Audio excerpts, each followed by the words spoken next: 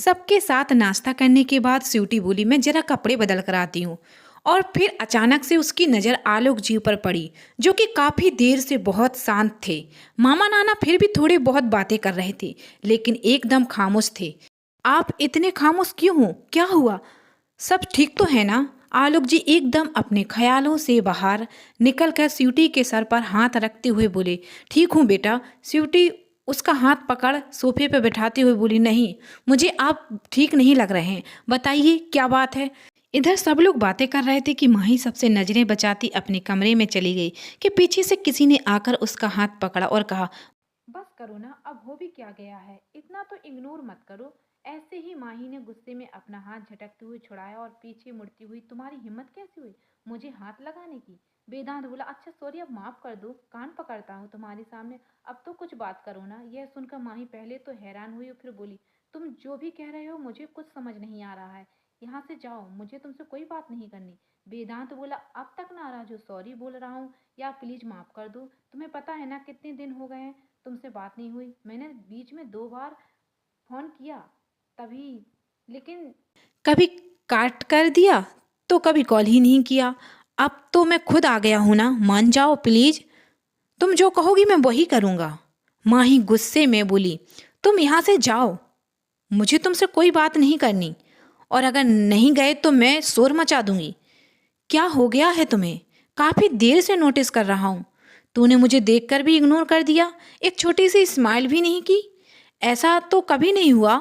हम पहले भी नाराज होते थे, अब तो तुम कुछ अलग ही लग रही हो। तुम्हारी तबीयत ठीक है या नहीं है ना? प्लीज बताओ ना। भाई अपने हाथ बांधते हुए आंख चढ़ाकर बोली, मैं तुमसे आखिरी बार कह रही हूँ, मेरे कमरे से जाओ, वरना अच्छा नहीं होगा। ठीक है, मैं चला जाऊंगा, पर पहले एक बार मुस्कुरा दो, कह दो कि तुमने मुझे माफ कर दिया, और मुझे जो सजा दोगी मुझे मंजूर है। कह दो। वेदांत ने माही का हाथ पकड़ा।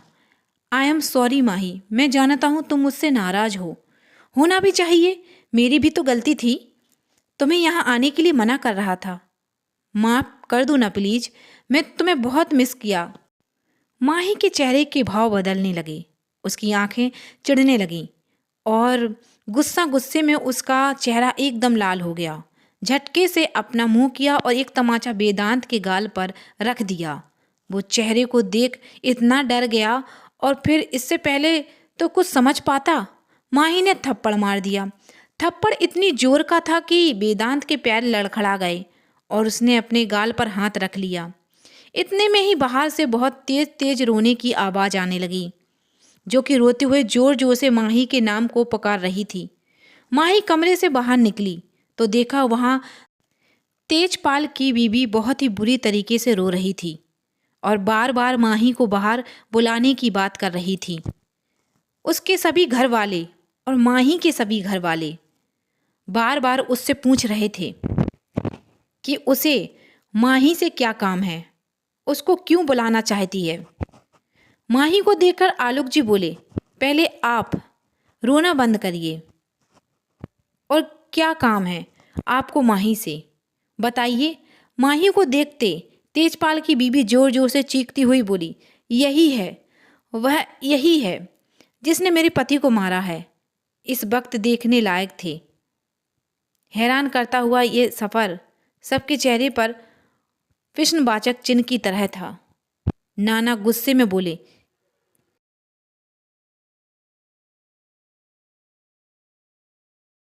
यह क्या बात कर रही हो तेजपाल की बहू? तुम जानती हो किस पर इल्जाम लगा रही है? माही बड़ी मासूमियत से सबकी तरफ देखे जा रही थी और आंखों में आंसू लाते हुए बोली, यह क्या कह रही हैं? मैंने कुछ नहीं किया, मैंने किसी को नहीं मारा। पापा, नाना, हाँ मैं जानता हूँ बेटा, कुछ नहीं, तुमने कुछ नहीं किया। आलोक तेजपाल के पिताजी से बोले, काका जी क्या चल रहा है? आप अपनी बहू को समझाते क्यों नहीं? देखो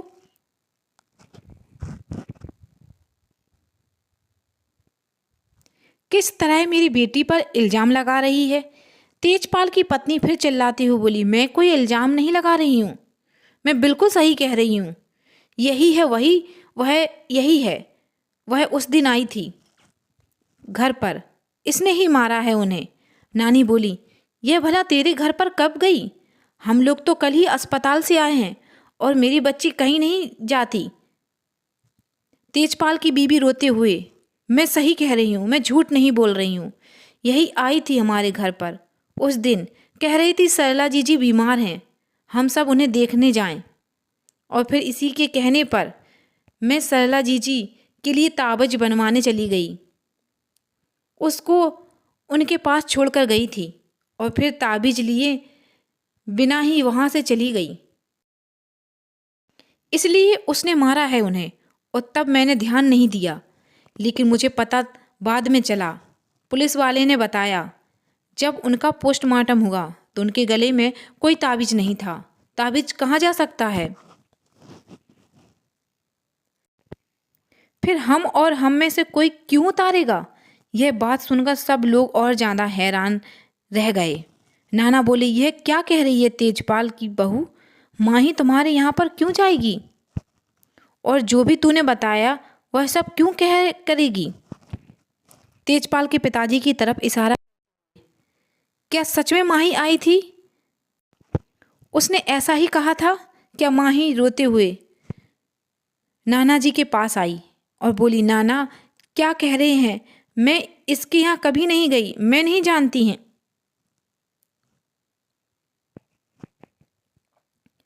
सब कैसे हुआ? पर मैं किसी को नहीं मारा, कहकर दो चुटकी बजाई। तेजपाल के पिताजी बोले, हमें भी नहीं पता यह क्या कह रही है। सुबह से जाने क्या हुआ, इसे अजीब अजीब सी बातें कर रही है और हम सब लोग बहुत समझा रहे हैं पर यह किसी की नहीं मानती। तेजपाल की माँ उसकी बीबी को समझाते हुए, जो हो गया सो हो गया, उसके लिए तो किसी और को बदनाम क्यों कर रही है? वह छोटी सी बच्ची है और किसी का क्या बिगाड़ सकती है?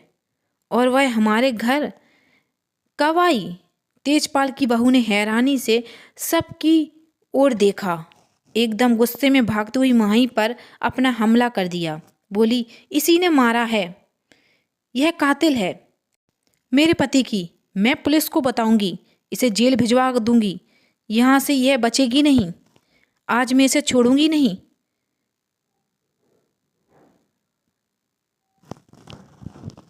वेदांत ने पता करके वहाँ की पुलिस को फ़ोन कर दिया। सब लोग तेजपाल की पत्नी को छुड़ाने में लग गए।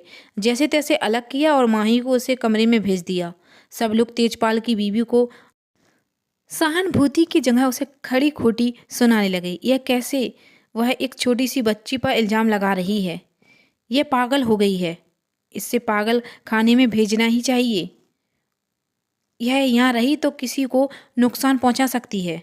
गाँव वालों की काफ़ी कहने समझाने पर आकर उसके घर वाले भी मान गए।